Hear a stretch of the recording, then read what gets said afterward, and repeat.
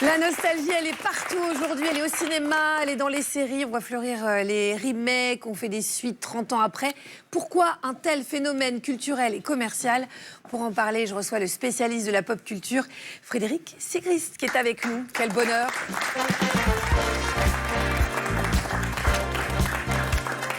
Bonjour Frédéric. Bonjour. J'aime tous mes invités aujourd'hui. D'habitude, il y en a plein que je peux pas saquer, mais là, je... Ah bah tant mieux.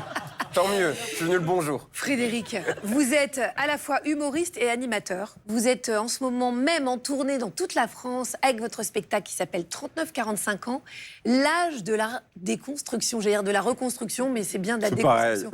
Ouais, de toute façon, l'un mènera à l'autre. Et puis, vous animez aussi le formidable podcast Spin-Off sur la plateforme Studio 17 et vous avez une expertise qui est hyper pointue de la pop culture.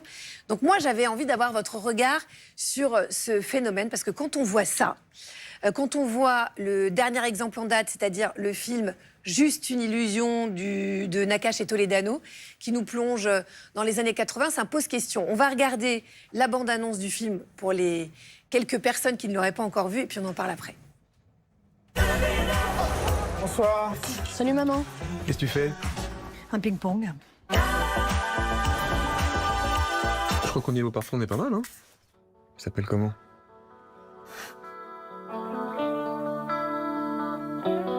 T'es à moi? Tu lui as dit? J'ai vu papa aujourd'hui, il était tout seul au café. Il est au chômage, papa. Vous êtes chez coiffeur? Ah, vous êtes observateur? Bon, alors, écoutez, Sandrine, permettez-moi que je me permette. Voilà, vous y allez en douceur. Voilà. Oui, bon, monsieur Berger, je crois que ma femme a compris le principe. Stan me demandait si j'étais amoureuse de Louis Garrel et la réponse est oui. Il m'a demandé ça pendant la bande-annonce. Oui, les choses sont bien claires. Oui, Louis, je t'aime. Tu es comme tu es l'ex de Laetitia Casta. J'ai peu de chance et j'en ai conscience. Mais c'est pas vrai, vous êtes magnifique et vous avez le même âge. On a l'impression, Frédéric, qu'aujourd'hui... On va vous laisser. Hein. Ouais, c'est ça. On a l'impression qu'aujourd'hui, toute la pop culture regarde dans le rétro, en fait. C'est ça qui est dingue. Alors que pendant longtemps, elle fantasmait surtout le futur.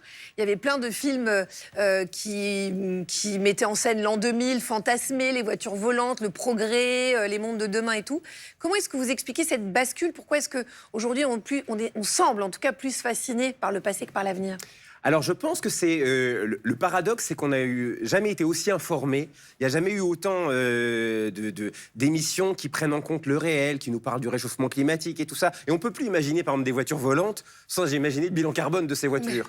On peut plus imaginer l'espace alors qu'on sait très bien qu'on n'a pas la possibilité de trouver une autre planète.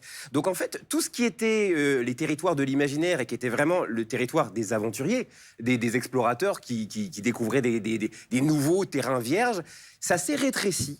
Maintenant, il y a beaucoup plus d'inquiétude quand on regarde ailleurs qu'avant. Donc forcément, comme les environnements extérieurs sont devenus effrayants, eh ben, on s'est replié sur nous-mêmes. Et qu'est-ce qu'il y a de mieux que le repli sur soi que la nostalgie? Et en plus, la nostalgie, c'est un autre avantage, c'est que c'est une publicité qu'on n'a pas à payer. Parce qu'en fait, dans la tête de tout à chacun, on a toujours cette période un peu phare qui est rattachée à un film, à une chanson. Mais c'est surtout aussi parce que quand on repense à un film des années 80 qui nous a beaucoup plu, on a l'impression que le film était génial, mais c'est surtout parce qu'on était plus jeunes, on était des fois chez ses parents. Et puis on avait plus de choses à découvrir. Plus de choses à découvrir, et d'ailleurs, on l'a même idéalisé, ce qui fait que quand on le retransmet à ses enfants, Ne faites jamais cette eh ben, les enfants, eux, le voient pour ce qu'il est, ils disent « mais il est naze, son film Ouais. ». Et toi, t'es là, dis « bah non, mais logiquement, j'étais plus jeune, j'étais plus beau, il est vachement bien, ce film ». Ouais, c'est horrible. Tous les Louis de Funès, par exemple, moi qui me faisais tellement marrer, moi mes fils, c'est 1 sur 4. Hein. Mais oui. Il y a une espèce de ouais, bon, c'est vieillot. Est-ce que ce passé qu'on représente dans les films et tout ça, il est, à votre avis, conforme à la réalité ou il est idéalisé? Ah ben exactement, le cinéma et les séries fonctionnent exactement comme le cerveau humain. De la même manière qu'on a tendance à réécrire notre passé Et nos souvenirs. on l'a entendu dans nos souvenirs, on Photoshop, on dit ah mais ça fait finalement c'est là où j'étais le plus heureux. Et ben le cinéma c'est pareil, ils adorent redéfinir des périodes, notamment les années 80 en ce moment. Comme une époque bénie, etc. Alors qu'en fait, il y a plein de choses qu'on ne voyait pas. Par exemple, dans la série Stranger Things, qui a pour toile de fond les années 80, il y a un enfant noir, Lucas, il y a un autre personnage qui fait son coming out. Et on va aborder, mais très légèrement, par exemple, les soucis de discrimination de l'époque. Parce qu'en fait, on prend une époque, mais on ne veut pas la prendre totalement. C'est-à-dire qu'on sépare le bon grain de l'ivraie et on ne montre pas la réalité de ce qu'elle était, c'est-à-dire une époque où, effectivement, être un jeune noir dans un groupe de blancs, c'était plus problématique. Être homosexuel dans les années 80, on l'annonçait beaucoup plus difficilement qu'au XXIe siècle. Et en plus, il y a encore aujourd'hui des problèmes là-dessus. Donc vraiment, c'est une réécriture qui est passée, je dirais, sous les fourches codines d'une bienveillance permanente. Frédéric, c'est quoi la différence entre le bon et le mauvais remake? Alors, pour moi, le bon remake, c'est celui qui utilise une époque, des personnages, mais comme une technique du cheval de Troie, et qui parle d'ici et maintenant. Le Diable s'habille en Prada 2, c'est un film très intéressant, dans le sens où il reprend des personnages déjà existants, d'un film qui a cartonné, mais le deuxième opus, qui lui n'est pas une adaptation littéraire, raconte la crise de la presse et le pouvoir des multimilliardaires sur la presse.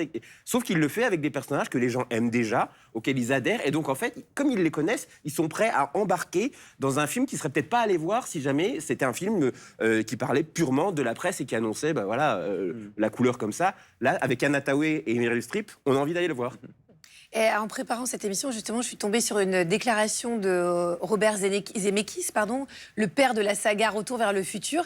Et il expliquait que tant qu'il serait vivant, il s'opposerait à tout remake ou tout reboot de sa trilogie, même si c'est très bien que ça peut arriver une fois qu'il sera mort, évidemment. Alors, pour bien comprendre, un remake, c'est faire le même film avec de nouveaux acteurs. Un reboot, c'est reprendre l'univers d'un film ou d'une série, mais en racontant une nouvelle histoire. Et justement, ça m'a donné envie de faire un petit jeu avec vous qui s'appelle « Ça marche, ça marche pas ». Et ça marche pas, et je me suis posé beaucoup de questions sur le titre de cette rubrique, et c'est ce que j'ai trouvé.